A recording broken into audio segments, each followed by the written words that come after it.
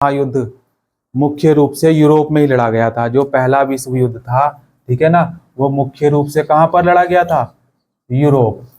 Europe में ही लड़ा गया था। लेकिन उसके असर सारी दुनिया में महसूस किए गए। इसके असर भाई पूरी दुनिया में महसूस किए गए। और इस चैप्टर में हम जो है यही जानने वाले हैं कि जिन चार विचार कर रहे हैं, जिन चीजों पर हम विचार कर रहे हैं, उनकी दृष्टि से एक महत्वपूर्ण प्रभाव यह रहा है क्या, कि इस युद्ध ने विश्व अर्थव्यवस्था को एक ऐसे संकट में ढकेल दिया जिससे उबरने में दुनिया को 3 दशक से भी ज्यादा का समय लग गया। भाई ऐसी संकट जो है, संकट में ढकेल दिया, अर्थव्यवस्था के संकट में, कि 3 दशक लगे। 300 दशक से भी ज्यादा समय लगा इसको उभरने में। इस दौरान क्या हुआ, पूरी दुनिया में चौतरफा आर्थिक और राजनीतिक अस्थिरता बनी रही। भाई आर्थिक भी और अस्थिरता, राजनीतिक अस्थिरता बनी रही। और अंत में मानव एक और विनाशकारी महायुद्ध के नीचे कर्राने लगा। ठीक है, मानवता, क्लियर हो गई बात? धोखा देकर खुद को बाजीगर मत समझना बच्चे, मौका मिलने पर पासा पलट दिया जाएगा। तो रूपांतरण कैसे हुआ इसका? महायुद्धों का रूपांतरण देखो कैसा हुआ। पहला विश्व युद्ध 2 खेमों के बीच लड़ा गया था। अब दोनों खेमे क्या थे? एक तो ए टीम थी, एक बी टीम थी। ठीक है, तो मिस्र राष्ट्र था। एक पाले में कौन था? मिस्र राष्ट्र, यानी कि भाई एक थी ए और दूसरी थी बी। ए टीम में कौन था इस विश्व युद्ध में? कौन था भाई? ब्रिटेन। ये मिस्र राष्ट्र है। ठीक है, और इसके साथ कौन कौन है इसमें? इसके अंतर्गत कौन कौन है? ब्रिटेन है, फ्रांस, रूस,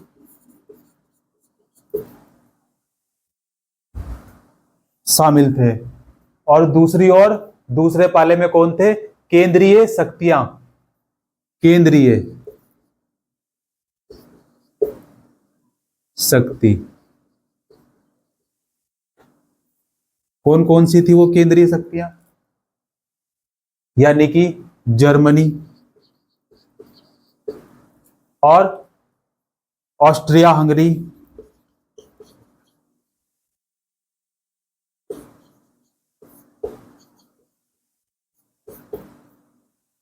हंगरी, ऑस्ट्रिया।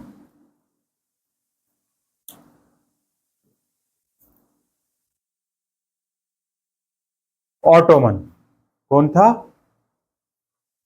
ऑटोमन साम्राज्य है भाई, पूरा ऑटोमन साम्राज्य है। ठीक है, विस्तार से पढ़ेंगे कभी। ठीक, तुर्की,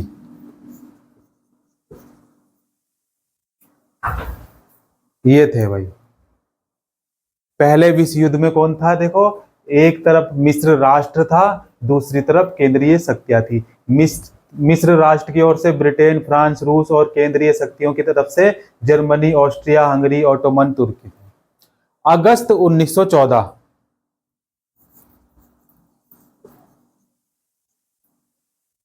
अगस्त 1914 में जब युद्ध शुरू हुआ, उस समय बहुत सारी सरकारों को यही लगता था कि यह युद्ध ज्यादा से ज्यादा क्रिसमस तक चल पाएगा। क्रिसमस डे आता है ना, तो क्रिसमस तक ही चल पाएगा ऐसा लगता था ज्यादातर सरकारों को। पर यह युद्ध तो 4 साल से भी ज्यादा तक चला। 4 साल से भी ज्यादा तक चला, और उनको लगता था क्रिसमस तक तो क्या हो जाएगा? समाप्त हो जाएगा। मानव सभ्यता के इतिहास में ऐसा भीषण युद्ध पहले कभी नहीं हुआ था। इतना भीषण युद्ध पहले कभी नहीं हुआ था। इस युद्ध में, दुनिया के इतिहास में ऐसा भीषण युद्ध था ये, कि जो इससे पहले कभी नहीं हुआ था। दुनिया के सबसे अगवा औद्योगिक राष्ट्र एक दूसरे से जुड़ रहे थे, और शत्रुओं को नस्ते नाबूद करने के लिए उनके पास बेहिसाब आधुनिक औद्योगिक शक्तियां इकट्ठा हो चुकी थी। क्या हो चुकी थी, बेहिसाब, एक से एक बारूद, जैसे आजकल है ना हमारे पास है, कितने हथियार हैं भारत के पास, है ना, गिनती करके बताओ तो, है ना, छोटे से लेके बड़े तक। ठीक है, यह पहला आधुनिक औद्योगिक युद्ध था, पहला। इस युद्ध में मशीन गनों, टैंकों, हवाई जहाजों और रासायनिक हथियारों का भयानक पैमाने पर इस्तेमाल किया गया, खूब भरमार एकदम अच्छे से इस्तेमाल किया गया। ये सभी चीजें आधुनिक विशाल उद्योग की देन थी, जो आधुनिकता बढ़ रही थी ना, उसकी सब ये देन थी। जैसे आज क्या है आधुनिकता की देन, एआई, आर्टिफिशियल इंटेलिजेंस, है ना, नहीं है इंटेलिजेंट। तो बुद्धि, बुद्धिमान बनो या बुद्धिहीन बनो, बताओ हमें बुद्धिमान बनना चाहिए या बुद्धिहीन बनना चाहिए। बुद्धिहीन तनु जानिके सुमरो पवन कुमार, बल बुद्धि विद्या देहु मोहि, हरहु कलेश विकार। देखो, अनुभव लेने का सबसे अच्छा तरीका यात्रा करना है, वो भी अकेले। अनुभव लेने का सबसे अच्छा तरीका क्या है, यात्रा करना है, वो भी कैसे, बिल्कुल अकेले। यात्रा में मिलेंगे आपको आपसे भी ज्यादा परेशान लोग, जो आपको जीने की शक्ति देंगे, समझे। कैसा युद्ध था ये, पहला खतरनाक युद्ध था, है ना, सब चीज का युद्ध इसमें जो है इस्तेमाल किया गया पहले विश्व युद्ध में, जो कि कब हुआ था शुरू, अगस्त 1914 में प्रारंभ हुआ, अगस्त 1914 में हुआ प्रारंभ। और इसमें बिल्कुल आधुनिक हथियारों का इस्तेमाल किया जा रहा था। अब देखो, इस युद्ध के लिए दुनिया भर से, इसी युद्ध को लड़ने के लिए दुनिया भर से क्या है, असंख्य सिपाहियों की भर्ती चल रही थी। क्या चल रही थी भाई, सेना भर्ती चल रही थी, सेना भर्ती। आज भी चलती है ना, आज भी हमारी सरकार चलाती है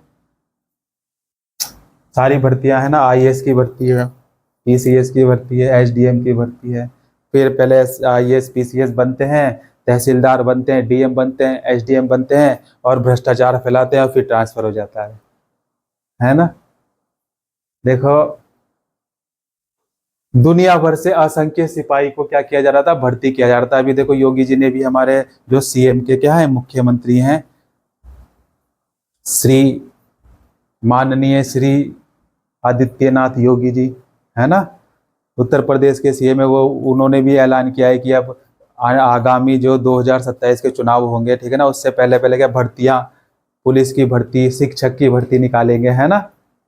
ठीक, अब वो कब तक कंप्लीट होगी वो तो भाई राम जाने, है ना, वो राम जाने। तो इस युद्ध के लिए देखो, सिपाहियों को, असंख्य सिपाहियों को भर्ती किया जा रहा था, उन्हें विशाल जलपोतों और रेलगाड़ियों में भरकर युद्ध के मोर्चों पर ले जाया जा रहा था, ठीक है ना। भाई जैसे भूस भरते हैं ना, भूस देखा है कभी आपने, भूस भरते हुए देखा है, नहीं देखा है तो पंजाब में चले जाना, है ना, और हर जगह, उत्तर प्रदेश में भी जा सकते हैं आप, उत्तर प्रदेश में भी, लेकिन पंजाब में थोड़ा सा क्या है ना, बल्क में ज्यादा, मुझे ऐसा लगता है, मेरा ऐसा मानना है, ठीक है। देखो, जलपोतों व रेलगाड़ियों में भरकर युद्ध के मोर्चों पर, जहां ये युद्ध हो रहा था ना, उस युद्ध के मोर्चे पर लोगों को ले जाया जाने लगा था, ठीक है। और इस युद्ध ने मौत और विनाश की जैसी विभीषिका रची, उसकी औद्योगिक युग से पहले और औद्योगिक शक्ति के बिना कल्पना नहीं की जा सकती थी। युद्ध में 90 लाख से ज्यादा लोग मारे गए, 90 लाख से भी ज्यादा लोग मारे गए। और अभी ये विमान हादसा हुआ था, इसमें कितने, 243, लेकिन कुछ विमान के, तो विमान में से एक बचा। फिर जब वो क्रैश हुआ तो हॉस्टल था ना, वो उसमें क्या कर रहे थे, कुछ मेडिकल के स्टूडेंट थे, वो मैस में टकराया, तो वहाँ के भी कुछ लोग जो है हुए, तो आंकड़ा तय नहीं है। अभी भी देखो चल रहा है, उसकी छानबीन हो रही है, क्यों हुआ, कैसे हुआ। 90 लाख लोग इस युद्ध में मारे गए और 2 करोड़ से ज्यादा घायल हुए इस युद्ध में। वही 90 लाख लोग मारे गए और 2 लाख से भी ज्यादा घायल हुए। मृतकों और घायलों में से ज्यादातर कामकाजी उम्र के लोग थे, जो मरने वाले थे, मरने वालों की संख्या में क्या था, ज्यादातर कामकाजी उम्र के थे। इस महाविनाश के कारण यूरोप में कामकाज के लायक लोगों की संख्या बहुत कम रह गई परिवार के सदस्य घट जाने से युद्ध के बाद परिवारों की आय भी गिर गई। युद्ध संबंधी सामग्री का उत्पादन करने के लिए उद्योगों का पुनर्गठन किया गया। और युद्ध संबंधी सामग्री का उत्पादन करने के लिए उद्योगों का क्या किया गया? पुनर्गठन किया गया। और युद्ध की जरूरतों के मद्देनजर पूरे के पूरे समाजों को बदल दिया गया। क्या बदल दिया गया? पूरे के पूरे समाज ही बदल दिए भाई। समाज,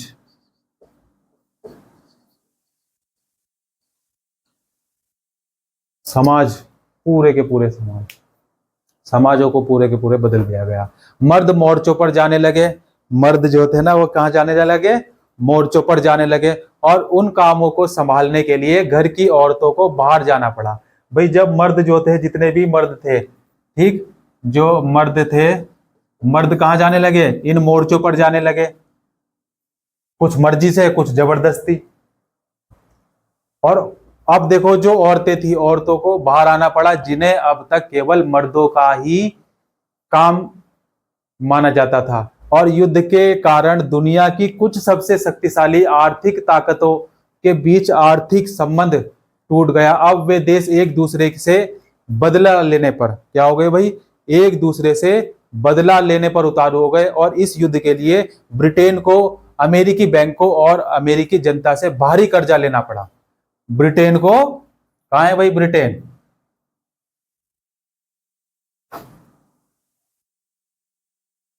अमेरिकी बैंकों और अमेरिकी जनता से।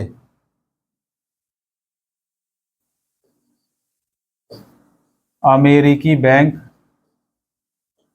और जनता से क्या लेना पड़ा भाई इनको? कर्जा।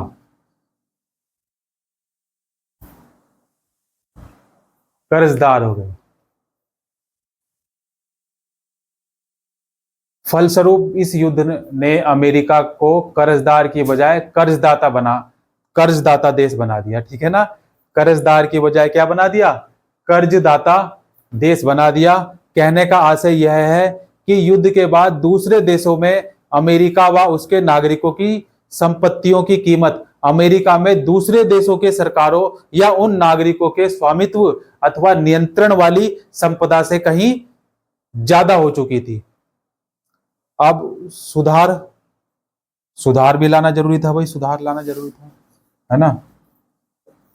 सुधार भी होना चाहिए। तो युद्ध के बाद आर्थिक स्थिति को पटरी पर लाने का रास्ता, जो आर्थिक स्थिति डामाडोल हो गई, उसको पटरी पर लाने का रास्ता मुश्किल साबित हुआ। युद्ध से पहले ब्रिटेन दुनिया की सबसे बड़ी अर्थव्यवस्था था।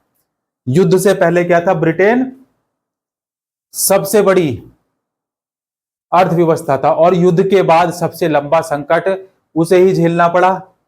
युद्ध के बाद सबसे लंबा संकट उसे ही झेलना पड़ा।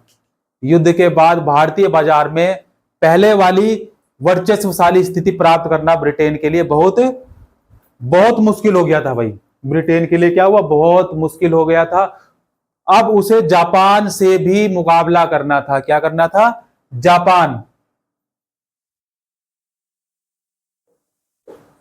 जापान से भी मुकाबला करना था। सो अलग था। युद्ध के खर्चे की भरपाई करने के लिए ब्रिटेन से अमेरिका से जमकर कर्ज लिए थे। क्या लिए थे भाई? जमकर एकदम कर्ज लिए थे। और तेरा गुरूर ऐसा तोड़ेंगे, देखने वाले भी हाथ जोड़ेंगे।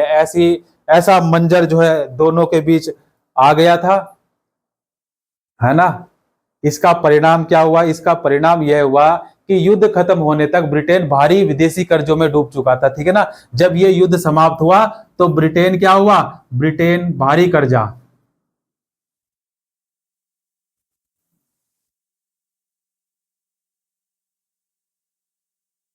भारी कर्जा हो गया, ब्रिटेन पर डूब चुका था। और युद्ध के कारण आर्थिक उछाल का माहौल पैदा हो गया था, क्योंकि मांग, उत्पादन, रोजगारों में भारी इजाफा हुआ था। अब जब युद्ध के कारण पैदा हुआ उछाल शांत होने लगा, जो युद्ध के कारण वो शांत होने लगा, तो उत्पादन गिरने लगा, उत्पादन गिरने लगा और बेरोजगारी बढ़ने लगी। उत्पादन गिरा और बेरोजगारी बढ़ने लगी। दूसरी ओर सरकार ने भारी भरकम युद्ध संबंधी व्यय में भी क्या कटौती करनी शुरू कर दी, ताकि शांतकालीन करों के सहारे ही उनकी भरपाई की जा सके। क्या की जा सके? भरपाई की जा सके। और जो राजा की तरह सोचता है, जो राजा की तरह सोचता है, ना उसे वक्त कितना भी कमजोर कर ले, वह वक्त को हराकर राजा बन जाता है ना। तो देख रहे हैं यहाँ पे, आप नहीं देखा आपने किस तरह से चल रहा था सारा मामला, ये मंजर, युद्ध का मंजर। इन सारे प्रयासों से रोजगार भारी तादाद में खत्म हो गया। रोजगार क्या हुआ भाई? भारी तादाद में खत्म हो गया। और 1921 में हर 5 में से 1 ब्रिटिश मजदूर के पास काम नहीं था। भाई 1921 में हर 5 ब्रिटिश, मतलब 5 लोग थे ब्रिटिश, ठीक है, 5 में से 1 के पास काम नहीं था। रोजगार के बारे में बेचैनी और अनिश्चितता युद्धोत्तर वातावरण का अंग बन गई थी। बहुत सारे कृषि आधारित अर्थव्यवस्थाएं जो थी, उन पर भी संकट, वो भी संकट में थी। गेहूं उत्पादकों की हालत पर भी विचार कीजिए। जो गेहूं का बोलबाला हो रहा था ना, तो गेहूं, जानते हैं ना गेहूं के बारे में आप? गेहूं का क्या अस्तित्व है?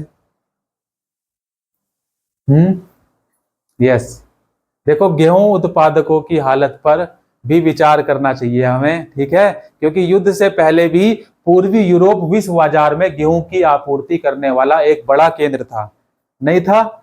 युद्ध के दौरान यह आपूर्ति अस्त व्यस्त हो गई, तो कनाडा, अमेरिका, ऑस्ट्रेलिया में गेहूं की पैदावार अचानक बढ़ने लगी। कहां पर? Canada, America, Australia. Canada, America, Australia में गेहूं की सबसे बड़ा केंद्र था, तो अस्त व्यस्त हुई। तो इससे क्या हुआ? कनाडा, अमेरिका और ऑस्ट्रेलिया में गेहूं की पैदावार अचानक क्या होने लगी? बढ़ गई, इंक्रीज हो गई। लेकिन जैसे ही युद्ध समाप्त हुआ, पूर्वी यूरोप में गेहूं की पैदावार सुधरने लगी। भाई युद्ध समाप्त होते ही पूर्वी यूरोप में क्या हुआ? गेहूं की पैदावार सुधरने लगी और विश्व बाजारों में गेहूं की अति के हालात पैदा हो गए।